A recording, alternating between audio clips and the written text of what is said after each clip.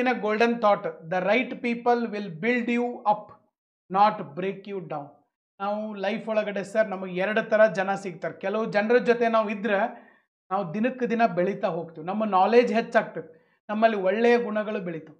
ಇನ್ನು ಕೆಲವು ಜನರ ಜೊತೆ ಇದ್ರೆ ನಾಲೆಜು ಇದ್ದಿದ್ದು ಹೋಗ್ತೈತಿ ಮತ್ತು ಮನುಷ್ಯ ಹಾಳಾಗ್ತಾನೆ. ಸೊ ಅದಕ್ಕೆ ನಾವು ಯಾರ ಜೊತೆ ಇರಬೇಕನ್ನೋದನ್ನು ನಾವು ಡಿಸೈಡ್ ಮಾಡ್ಬೋದು. ಕೆಲವು ಜನ ಹೇಳ್ತಾರೆ sir, I think sir Abdul Kalam ಅವ್ರು ಹೇಳಿದ್ದಾರೆ, ನೀವು ಏನಾಗ್ತೀರಿ ಮುಂದೆ ಅದನ್ನು ಹೇಳ್ಬೇಕಪ್ಪ ಅಂದ್ರೆ ನೀವು ದಿನ 5 ಜನ ನಿಮ್ಮ ಫ್ರೆಂಡ್ಸ್ ಯಾರದಾರ ಅವ್ರು ಹೇಳಿರುತ್ತೆ. ನಿಮ್ಮ ಒಂದು 5 ಜನ ಫ್ರೆಂಡ್ಸ್ ಏನದಾರ ಅದ ನಾವು ಮುಂದಾಗ್ತೀವಿ.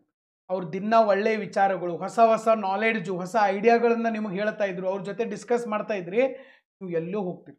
ದಿನ ಬರೀ ಫಾಲ್ತು ಮಾಡೋದು, ಬರೀ ಸರ್ ಪಾರ್ಟಿ ಮಾಡೋದು, ಬರೀ ಎಲ್ಲರ ಟ್ರಿಪ್ಪಿಗೆ ಹೋಗೋದು, ಬರೀ ಹಿಂಗೆ ಮಾಡಿ ವೇಸ್ಟ್ ಮಾಡೋರು, ಟೈಮ್ ವೇಸ್ಟ್ ಮಾಡೋರಿದ್ರೆ ನಾವು ವೇಸ್ಟ್ಗಳಾಗ್ತೀವಿ. ಅದಕ್ಕೆ ನಮ್ಮ ಸಹವಾಸ ಚಲೋ ಇರಬೇಕು. ಸಹವಾಸ ದೋಷದಿಂದ ಎಷ್ಟೋ ಮಂದಿ ಹಾಳಾಗ್ಯಾರ.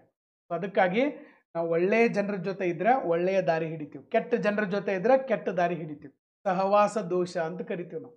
ಓಕೆ, ಅದಕ್ಕೆ ಯಾರು ನಿಮ್ಮ ಲೈಫನ್ನು ಬಿಲ್ಡ್ ಮಾಡ್ತಾರೆ, ನಿಮ್ಮ ಲೈಫನ್ನು ಇನ್ನೊಂದು ನೆಕ್ಸ್ಟ್ ಲೆವೆಲಿಗೆ ತೊಗೊಂಡು ಹೋಗ್ತಾರಲ್ಲ, ಅವ್ರ ಜೊತೆ ನೀವು ಸಹವಾಸ ಮಾಡಿ. ಓಕೆ, ನಮ್ಮ ಲೈಫು ಇವ್ರ ಜೊತೆ ಇದ್ರೆ ಒಂದು ಒಳ್ಳೆ ನಾಲೆಜ್ ಸಿಗ್ತೈತೆ ಅಂದ್ರೆ ಅವ್ರನ್ನ ಫಾಲೋ ಮಾಡಿ. ಇವ್ರ ಜೊತೆ ಇದ್ರೆ ಏನೂ ಸಿಗುವಲ್ತಪ್ಪ, ಫಾಲ್ತು ಅದಾರ ಅಂತಂದ್ರೆ ಬಿಟ್ಬಿಡು, ದೂರ ಇದ್ದು ಬಿಡೋದು ಅಂಥವ್ರಿಂದ. ಓಕೆ, ಸೊ ಲೈಫ್ ಒಳಗಡೆ ಕೆಲವು ಜನ ರೈಟ್ ಪೀಪಲ್ ನಿಮ್ಮನ್ನು ರೈಟ್ ಡಿಸಿಷನ್ ತೊಗೊಳಕ್ಕೆ ಹೆಲ್ಪ್ ಮಾಡ್ತಾರೆ. ಪಾಯಿಂಟ್ ಅರ್ಥ ಆಗಿದೆ ಅಂತ ನಾನು ಭಾವಿಸ್ತೀನಿ.